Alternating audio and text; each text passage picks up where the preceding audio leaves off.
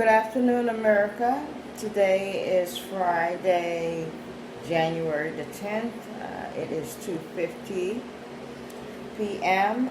We're going to start off with a sound saying from our little word of wisdom tags, I call them. On the beginning side, it's coming from 1 John 3:2. 1 John 3:2. And it says, "We know that when he shall appear, we shall be like him. For we shall see him as he is." We shall be like him, and you shall see him as he is, as he come, and whatever garment he's wearing, that is how you shall see him. The back of it is coming from Philippians verse 1:9, and it says, "And this I pray, that your love may abound yet more and more in knowledge and in all judgment." Yes, as you become better acquainted, or as you grow your relationship with God, your knowledge and his wisdom, knowledge and understanding will grow. Okay? And this I pray, that your love may abound yet more and more in knowledge and in all judgment. And all judgment according to the judgments of God, of course. Alright? So we're going to put this back. And we're going to be reading this afternoon from Proverbs 24. It is said, words of wisdom. That's what it says in a rainbow color. Proverbs 24. And in this particular chapter, we have 34 verses. We have black for sin, pink for witnessing, green for love, and that's only one verse, verse 11. And we have one verse of purple also for the Trinity, which will be verse 12. And the remaining chapters are, oh yes, we do have one verse of blue for your salvation, verse 25. The remaining verses are either black for sin or pink for witnessing. And because I'm using also the International Version, for those of you who have a difficult time understanding the biblical old school reading, this International Version will give you a clearer idea of what it is said in the other book that we're reading from. So let's begin with verse 1 and 2, which is black for sin. And this is our first introduction for the year 2020. So I think I might just start off with the introduction to the book of Proverbs. It's very, very short. It doesn't take long at all. The authors principally is King Solomon, Agur, King Lemuel, and others made contributions. Dates written between 1700 BC before Christ. However, the majority of the Proverbs were written by Solomon by 931 BC. The book was not edited into this present-day form until some years later. Time span unknown, but primarily during the years of Solomon's life. So this is a long time ago, America. Title, the Hebrew title of this book means Proverbs of Solomon. Quite naturally. The background, Solomon succeeds his father David to rule as king of Israel. And that wasn't a very easy transition from King David to King Solomon, because we also had one other son who was also trying to take the place of Solomon. So it was not an easy transition time for Solomon and his father. Solomon is so blessed that people come from far away to hear from him. This collection of wise saying is part of these teachings The book of Proverbs is a collection of roughly 1/4 of the 3,000 Proverbs and 1,000 songs contributed to Solomon. Now, in the book of Songs, there's only 150 of them. I have yet to find the remaining ones, not because I haven't been looking. It's simply because I haven't been able to find them. But as soon as I do, I will gladly share it with you, because I'm sure it will just add more wisdom and knowledge to our understanding of God's ways. All right. Where written, probably Judah, to whom primarily to young people and to those considered pupils of the elders. And that would be those of us that are reading it or as servants, or reading it to ourselves as saints would do. Contents. Every introduction has a content. Proverbs is an assortment of wise sayings relating spiritual truth and common sense. These proverbs give instructions concerning every conceivable area of human life, and it does, often contrasting the ungodly view of the fool versus the godly perspective of the wise. These truths gives counsel which helps both to prevent and to correct ungodly lifestyle. Proverbs are practical, timeless, and ideal for memorizing. The book ends with a close look at the qualities which a godly woman has in relation to her husband, her children, and her neighbor, in that same order. Okay, her husband first, her children next, and then her neighbor. But today, it's not in that same order anymore. It's the children first, the neighbors, and then the husband. That's how backwards we are today. Keywords. What did I tell you about keywords? Keywords are PowerPoints that do not need to be proven. PowerPoints, they're facts. All right?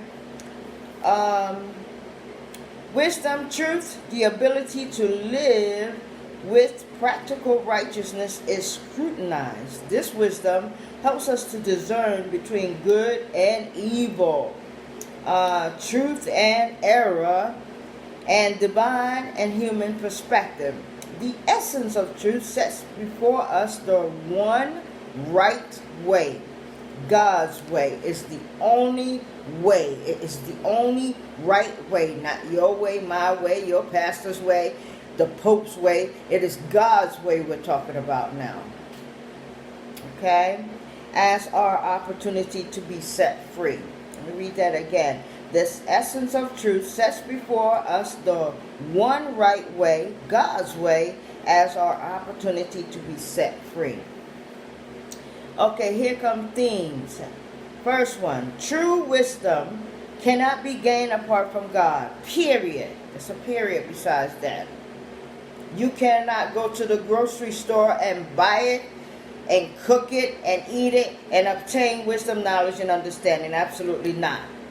It is only obtained through God. In the same manner that peace upon the land is something that only God can give us. We cannot bring peace upon ourselves. No. Okay, that is a God-given thing. A state of being. That is His domain, not ours. All right? Second PowerPoint. God is concerned that we submit even seemingly insignificant areas of our lives to His Lordship. Every area of your life we submit to His Lordship. Okay? Next, we shall not rely on our own understanding, but in the truth that God teaches us. That's correct. You are not to use your own form of wisdom, but that which comes from God. That is true wisdom. Okay? And some things we are not supposed to understand. It is not meant for us to understand. For example, where is Moses buried? We don't know. Okay? The Ark of the Covenant is in heaven. We know that. It was taken back from us. Okay? So certain things we don't understand, and it's not meant for us to understand it, and we have to be good with that. Okay? Because God is a mysterious God indeed, and that is part of his mystery. All right? God will direct our path. Absolutely. If you ask him to, he will direct it. He will direct your path. All right? Godly success in life comes from obedience to the word and ways of God. That's when success comes in. To the obedience to the words and ways of God. Okay? God desires for us to be happy. Absolutely. He is a good God. He doesn't want us walking around crying and being upset over things that he can alter for us. He wants us to be happy. This is why he only asks us for 10% of whatever we get. We keep 90%. Okay, he wants us to be happy. It's not like Uncle Sam that takes a whole lot more than 10% of your earnings. And incidentally, the government could care not. It don't care whether you're happy or not. But it does care if you don't give them their portion. All right? God desires us to be happy. God has made happiness available to us if we will only fear, trust, and obey him. Fear God, trust God, and obey God. Okay? And that's all that he asked of us. Right? And that's not a whole lot, because he doesn't make it strenuous to follow him. Unlike the servants of today, make it very, very difficult for you to come to God. Okay? Now let's begin our reading for today. It is Proverbs 24. I will be flip-flopping from color to color. So verse 1 and 2 is black for sin. I will read 1 and 2 from this International Version, and we'll just keep it going at that same pace. Verse 1 said, "Be not thou envious against evil men, neither desire to be with them." Don't envy people who are wicked. Even if it seems like they are obtaining much through their wickedness. You are never to envy anybody who is wicked, and you are not to surround yourself with them. Because after a while, you will begin to behave and speak like they do. Okay, today the wicked speak in a way that it doesn't matter who's around. Women, children, the elders, their tongue just runs away like a runaway train, and it says all kinds of foolishness, and it doesn't matter that they're disrespecting their elders, their mothers, their sisters, their children. It doesn't matter. That's wickedness. Move away from that. Find some new friends, new acquaintances. Okay? Find new ones that are better than the ones you had. Okay, be not envious against evil men, neither desire to be with them. Don't hang around them. Number 2, for their heart studies destruction, and their lips talk of mischief all the time. All right, let's take it from here. Do not envy wicked men. Do not desire their company. 2, for their hearts plot violence, and their lips talk about making trouble. This is what you can expect from those that are wicked. All right? Or evil, whichever word you want to use, it means the same thing. Verse 3, 4, 5, and 6, and 7 are pink for witnessing. I'm going to read it straight away, excuse me.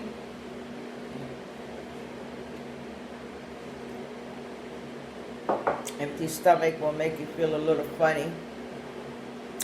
Okay, verse 3. Through wisdom, though wisdom is a house built, and by understanding it is established. Through wisdom is a house built, and by understanding it is established. 4. And by knowledge shall the chambers be filled with all precious and pleasant riches. 5. A wise man is strong, yea, a man of knowledge increases strength. Absolutely. Okay? 6. For by wise counsel thou shalt make thy war, and in multitudes of counselors there is safety. Absolutely. Now, godly counselors, there is safety. Not wicked counselors. There's no safety there. Okay? Wisdom, verse 7. Wisdom is too high for a fool. He opens not his mouth in the gates. Let's take it from here, 3 to 7. By wisdom a house is built, and through understanding it is established. 4. Through knowledge its rooms are filled with rare and beautiful treasures. 4. By knowledge shall the chambers be filled with all precious and pleasant riches. Absolutely, that is correct. 5.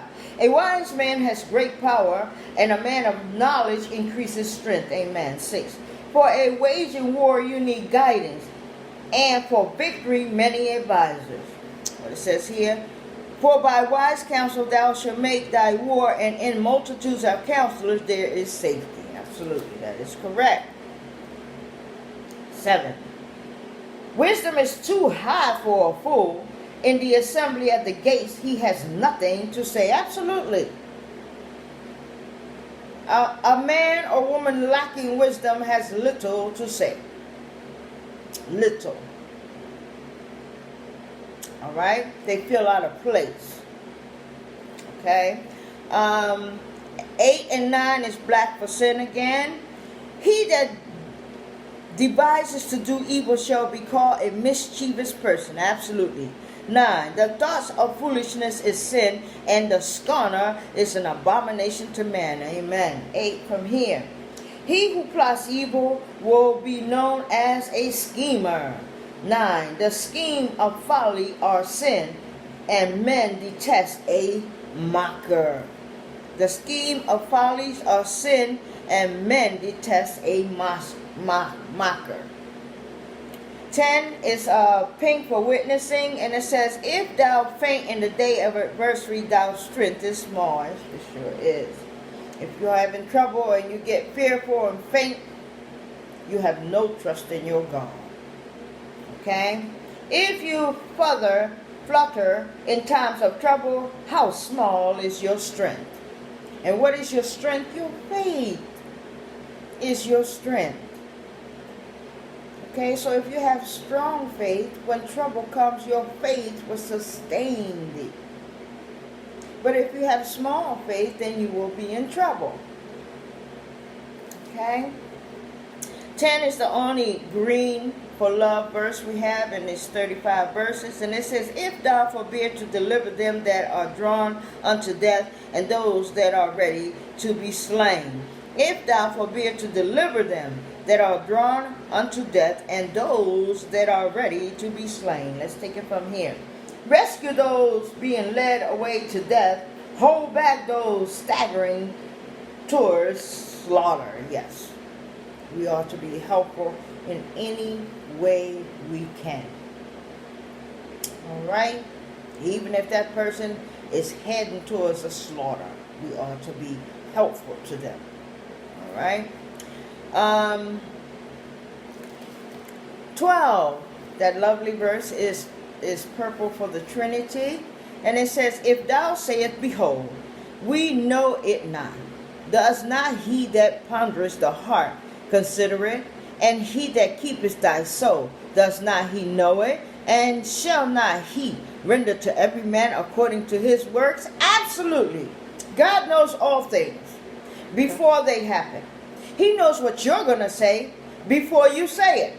He knows what you're going to think before you think it. That's an awesome God indeed. Okay? Let's read it again. If thou sayest, behold, we know it not, does not he that ponders the heart consider it? Does not he know this also, that you know it not? Okay?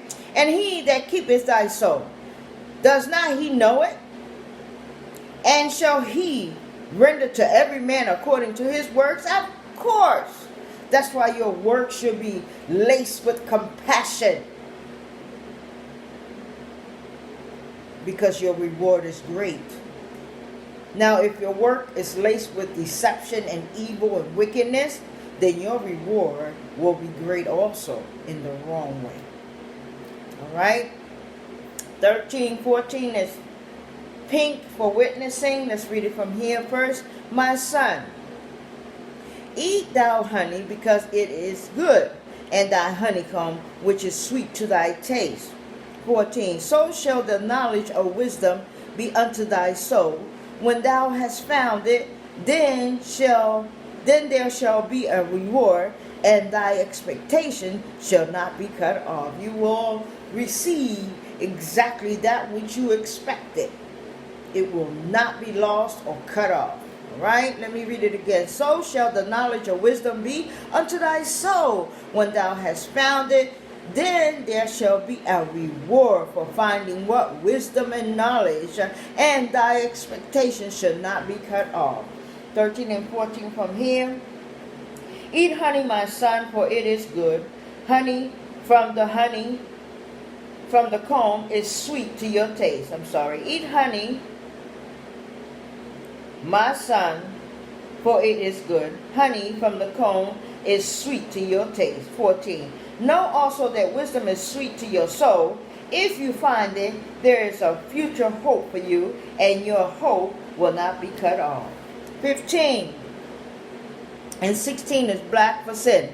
Lay not wait, O wicked man, against the dwelling of the righteous. Spoil not his resting place. That is a warning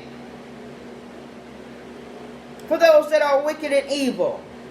Don't bother those that belong to God. Let me read it again. Lay not wait, O wicked man, against the dwelling of the righteous. Okay? Spoil not his resting place. 16. For a just man falleth 7 times and rises up again, but the wicked shall fall into mischief. That's right. You and I who are righteous, we may fall many times. 7. We will rise 7 times. But the wicked, they fall once and rise no more. All right, let's take it from here. 15, 16. Do not lie in wait like an outlaw against a righteous man's house. Do not rid his dwelling place. 16. But though a righteous man falls 7 times, he rises again. But the wicked are brought down by calamity. And calamity can come to you in all forms of ways. The worst way that calamity can come through you is through your body. For Lord to put sickness upon thee. And not just sickness upon thee. Sometimes he takes it a little further and start taking things from thee. Limbs, organs. And not soon after losing these parts, death is there. That's part of your reward. You have sowed many, many seeds for God to take you down like that. Okay, and those that you have done wrong to, they will know of your calamity. They will hear of it. They may even witness it. So watch what you do, America. Do that which is good and pleases God. Forget about pleasing man. Period. Okay, so let's take it from here.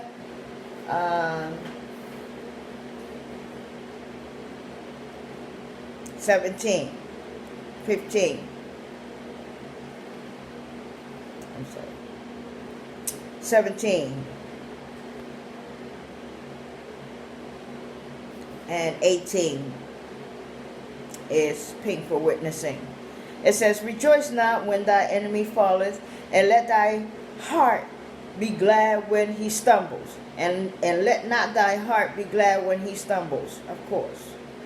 Of course. All you have to do as a servant or saint is just point out the problem to God. Give him a name if you have to. Remind him occasionally.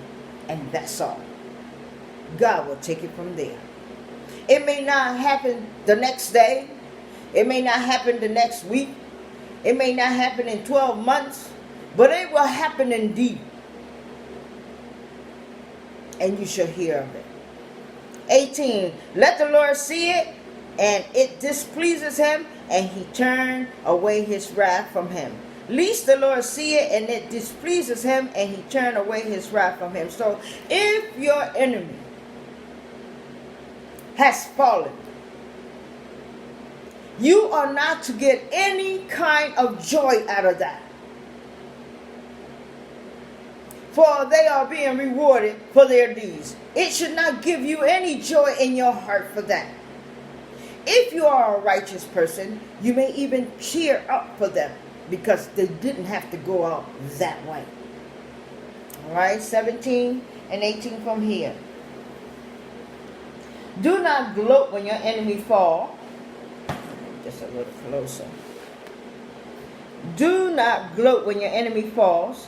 When he stumbles, do not let your heart rejoice. 18. Or the Lord will see and displease and disapprove and turn his wrath away from him. That's right. And if he turns it away from him, which direction you think is coming? It's coming your way. It is coming straight to you. So be careful with that. All right? All right. Moving on to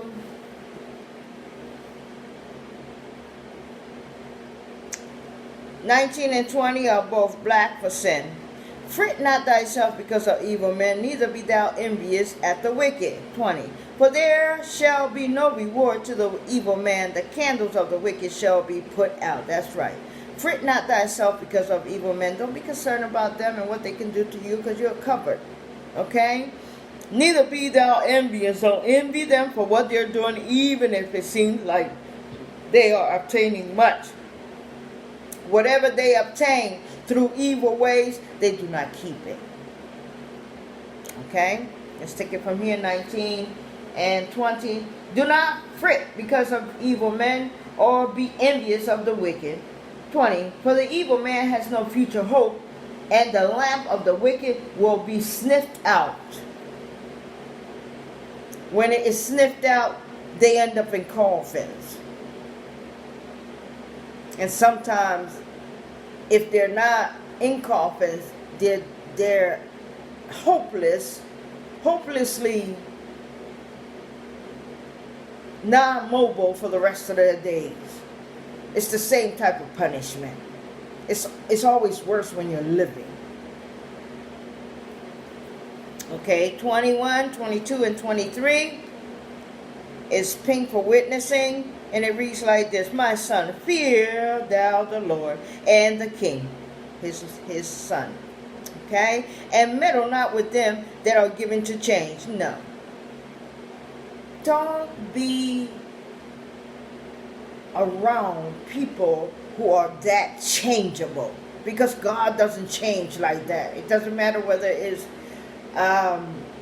before Christ, after Christ, 2020, God is still the same. If he said something was evil and wicked, it is still the same today in 2020. He is unchangeable. He's the same today, tomorrow, and yesterday. Okay? So my son, fear thou the Lord. Always have a healthy fear for him and the king. And meddle not with them that are given to change. 22. For their calamity shall rise suddenly, and who knoweth the ruins of them both? 23. These things also belong to the wise. It is not good to have respect of person in judgment. That's right. That's right. It should not be easy for someone to bribe you into making a decision, because that clouds the righteous view that you would normally have. Okay? So, these things also belong to the wise. It is not good to have respect of person in judgment. So, let's take 21 to 23 from here. Move it over a little bit. Fear the Lord and the king, my son, and do not join with the rebellious. 22. For those who will send sudden destruction upon them, and who knows what calamity they can bring. Further saying of the wise, 23, these also are sayings of the wise. To show partiality in judging is not good. When you are bribed, you are showing partiality in judging. This clouds your righteous lens.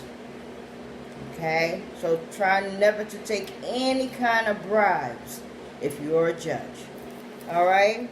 Moving on to 24, which is black. He that saith unto the wicked, thou art righteous, him shall the people curse, nations shall abhor him. Yeah. If you look at the wicked and you say you are so righteous, you're just as wicked as the person you're talking to.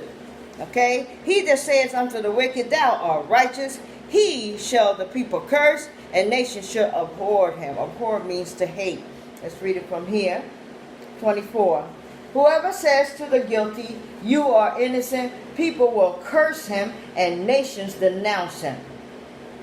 25, blue for salvation.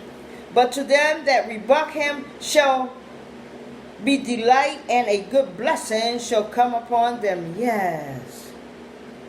Yes. You will be blessed for rebuking the evil. That's why God says, do not be afraid of their faces. Okay? But to them that rebuke him shall be delight, and a good blessing shall come upon them. 25 here. But if good, it will go good with those who convict the guilty, and rich blessings will come upon them. Alright? 26 and 27 is pink for witnessing. Every man should kiss his lips that giveth the right answer. Amen. 27, prepare thy work without, and make it fit for thyself in the field, and afterwards build thy house. Let's read it from here, 26 and 27. An honest answer is like a kiss on the lips. Amen. Finish. 27, finish your outdoor work and get your field ready. After that, build your house. 28 and 29 is black for sin. Be not a witness against thy neighbor without a cause, and deceive not with thy lips. 29. Say not, I will do so to him as he has done to me. I will render to the man according to his work. Don't do that. Don't do that. If your neighbor spoke illy to you today, yesterday, tomorrow, you should, being a servant or a saint of God, answer them correctly, not in the same manner that they have answered you. Remember, our elders said 2 wrongs do not make 1 right. And this is what this scripture says. Okay? That's why it says, say not, I will do so to him as he has done to me. That's wicked. You ought to treat him better than the way they treated you. You ought to treat them the way you expected to be treated, even though they have been harshly to you. Okay? I will render to the man according to his works. No, you are not to do that, because his works may be evil. All right, let's take it here, 28 and 29. Do not testify against your neighbor without a cause, or use your lips to deceive. You are not to say anything falsely against your neighbor. Period. No one should be able to bribe you to do it either. 29. Do not testify against your neighbor without cause. 28. Do not testify against your neighbor without cause, or use your lips to deceive. 29. Do not say, I will do to him as he has done to me. I'll pay that man back for what he has done. Don't do that. Because if you do, you're just as evil as the man that has treated you badly. Okay? We must do as our Lord done. We must mimic his behavior in every way. And I must tell you, it's not always easy. Practice makes perfect, though. Okay? You can begin to practice. And as you begin to follow his footsteps, it will become easier for thee. Not that you won't slip and fall, because we're human, we're going to make mistakes. But at least you can get up, brush your knees off, and try it again. Okay, that pleases God, your effort. All right.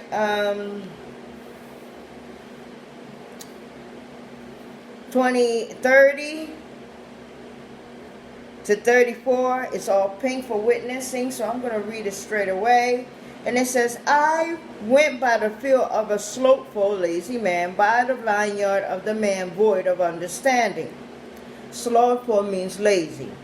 And lo, it was all grown over with thorns and nettles, and covered the face thereof, and the stone wall thereof was broken down. 32.